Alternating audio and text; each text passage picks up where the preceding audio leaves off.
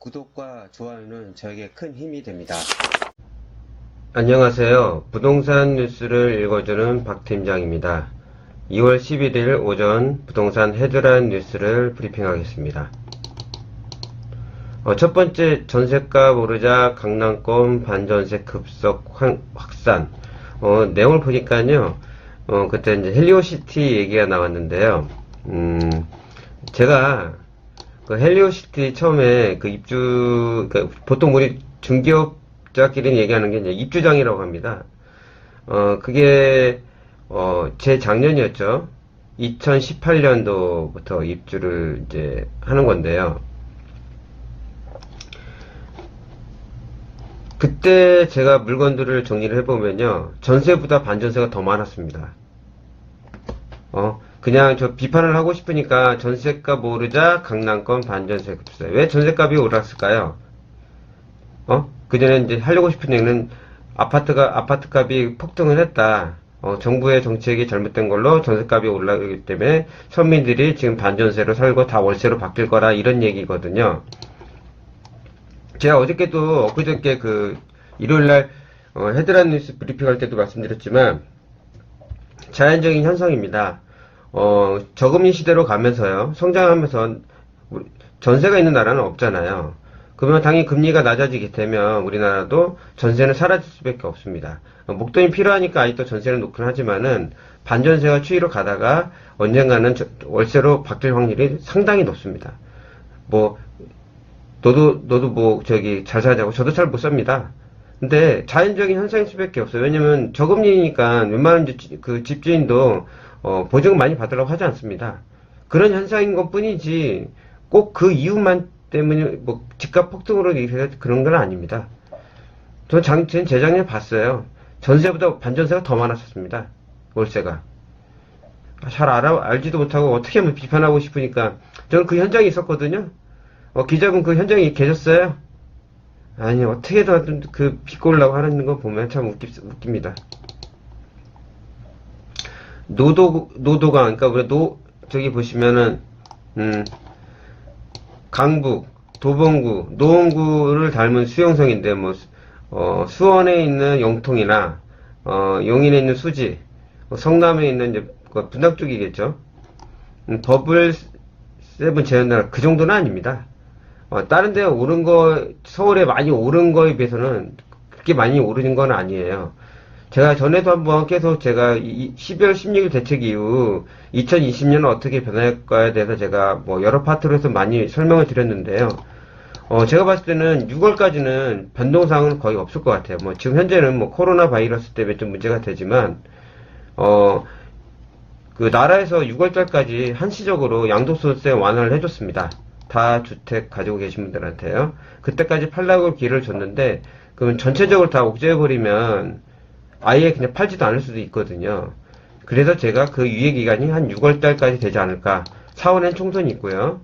그래서 그 12월 16일 대책에는 6월까지는 저는 기다릴 확률이 상당히 높다고 봅니다. 그래서 지금까지 좀 올라도 그렇게 잡지는 않을 거고요. 서울 지역에 비해 그렇게 오른 게 아니기 때문에, 내가 봤을 때는 이런 급상승, 풍선 효과 그 정도는 아니라고 저는 생각합니다. 다음 뉴스 보겠습니다. 밥그릇 싸움 나홀로 아파트 관리 의무 두고 감론음박인데요.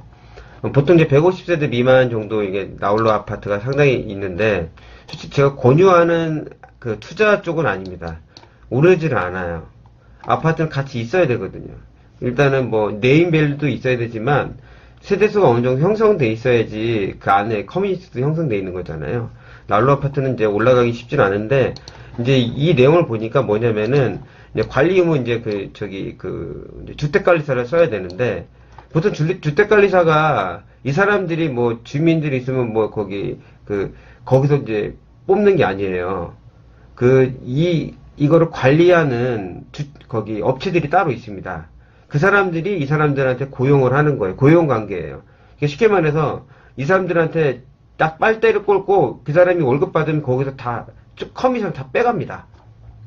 그 사람들이 일단 리스크가 없고 관리를 하고 만약 그 관리소장이 바뀌면 또 바로바로 교체해주는 그런 게 있으니까 당연히 그런 커미션을 먹게 하지만은 우리는 일단 아파트는 제가 전에도 한번 아파트 오피스텔 뭐 이런 상가에 대해서 이제 그 관리비에 대해서 제가 말씀드린 거 있거든요. 이게 비리가 엄청 많습니다. 그 관리 업체들이 이런 들어오셔서 소장이나 밑에는 경리보시 일하는 분들은요, 여기서 그냥 고용되신 분들이에요. 그분들은 계약직으로 오는 거거든요. 뭐 이런 거 갖고 뭐 주민동의 3분의 2가 아니라 가반석으로 해야 된다는 걸 보면은 제가 봤을 때는 그 주택관리사 분들이 하는 게 아니고요. 그 안에 있는 그 큰 관리 업체들이 주동을 할 수 있다고 저는 생각합니다. 그래서 한번 내용을 뽑아봤어요. 서울 아파트값 왜 올랐나 봤더니 집이 있는 사람이 더 샀다. 이게 어떤 내용일까요? 저는 이 내용만 보면 압니다. 제가 전에도 계속 그런 얘기를 많이 했는데 예전 정부에서 2014년에 큰 일이 벌어졌습니다. 뭐 부동산에서는 엄청난 일이죠. 금융 다 풀어줬죠. 분양가상화제 풀어줬죠. 웬만한 양도 다 완화시켜줬습니다.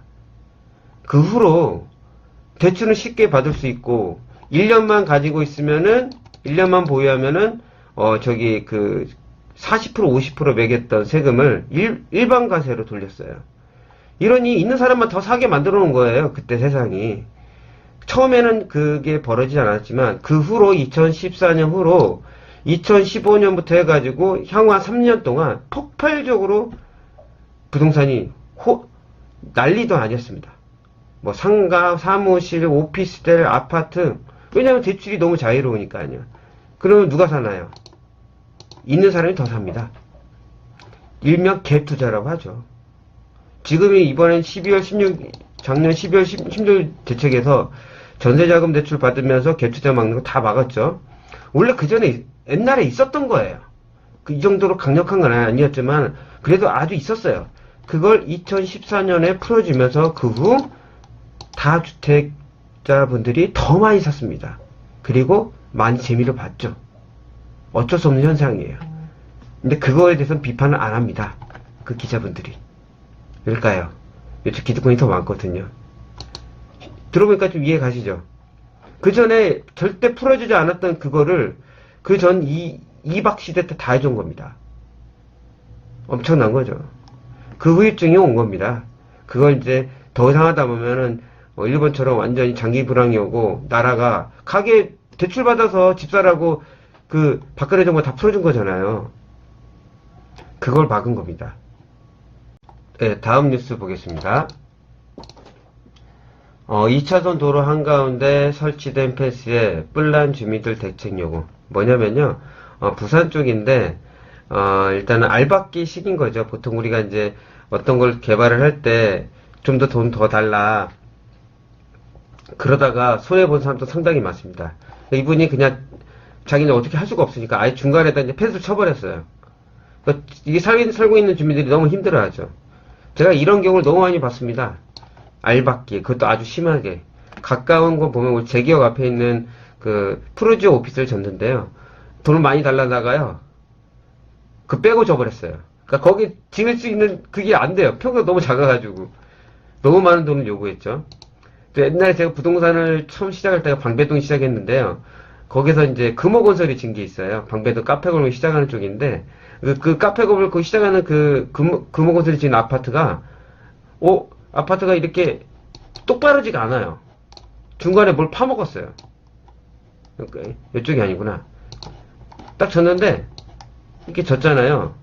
그러면 이쪽에 파먹었어요. 이렇게요. 왜 파먹었냐? 여기가 모텔이었거든요. 엄청나게 알박기를 한 거야. 3배, 4배 요구를 한 거예요. 너무 심하죠. 이 사람들은 똑바로 짓고 싶은데 그다가 이걸 빼고 져버렸어요. 그러니까 이 완전히 망했죠. 왜냐 아파트 들어오니까 모텔에 다 햇빛도 잘 안 들어오고 결국에 헐값으로 팔았습니다. 그래 다른 건물이 들어왔는데요. 그러니까 어느 정도 선까지는 해야죠. 서로 양보하고. 그리고 그 속마음은 잘 모르겠지만 자기 그것 때문에 그 전에 알박기를 할 때 어느 선에 적당히 파셨어야지. 그것 때문에 지금 살고 있는 사람 주민들 불편하게 한다는 거는 좀 어떻게 좀 짠하기도 하고 좀 그렇습니다. 그분이. 동네 채팅방송 뭐 집값 말해도 처벌, 그 정도는 아니고요. 자요. 우리 옆집에 누가 사는지도 몰라요. 난 이거 듣고 이게 제일 생각이 났어요. 아파트 사는데 옆집이 누가 사는지도 잘 모릅니다. 요즘 세상에. 이런 단어가 왜 나옵니까? 담합단속 시끌시끌. 말이 됩니까? 그러면 옆집에 그날 아파트에 어느 동 누구 사는지 숟가락이 몇 개인지 아시세요? 그 정도 세상이 아니잖아요. 정말로 제가 부동산을 현장에 있는 사람을 치우면요, 그런 곳은 진짜 심한 곳이 있습니다. 서로. 그 영화에서도 한번 나왔잖아요. 옛날에 그 목격자라는 영화에서도. 예? 불러도 나오지 않는 그 동네. 집값만 생각 안 하시는 분들. 서로 잘 모릅니다. 요즘 세상에. 정부에서 이렇게 한다니까 어떻게든 또 비판하고 싶은 겁니까? 맞잖아요. 옆집 누구 사는지도 모르잖아요. 기자분. 본인도. 그러면서 이런 얘기를 뭐 합니까? 그래서 한번 뽑아왔습니다. 그러니까 이 부동산 헤드라인 뉴스를 계속 이제 가끔씩 브리핑을 하는데 보면요. 정부의 호의적인 기사들이 100개 중에 한두 개 정도밖에 안 돼요. 거의 다 비판적인 얘기밖에 없습니다. 그래서 제가 여기 그 부동산 헤드라인 뉴스 하면서도 제가 알고 있는 그거를 진실된 걸 설명드리고 싶고요. 뭐 제가 뭐 거기 정치적인 색깔도 있긴 하지만 부동산에 관해서는 정확한 얘기를 전달해 드리고 싶습니다. 다음에 더 나은 부동산 헤드라인 뉴스로 찾아뵙겠습니다. 좋은 하루 되세요.